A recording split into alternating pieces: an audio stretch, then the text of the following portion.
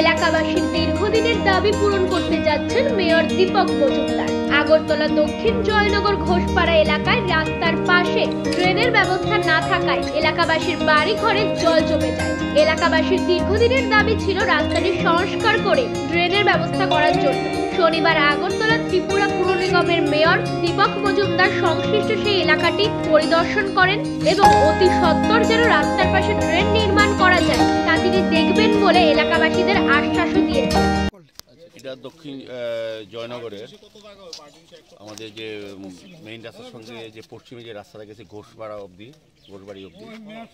এই রাস্তাটা দীর্ঘদিন ধরে কিছুটা সংস্কার করা হয়েছিল। আমাদের পৌর নিগমের কর্পোরেশন করেছেন, বাকিটা অনেকটা কাজ বাকি আছে। এখানে বর্ষার সময় প্রচুর জল জমে।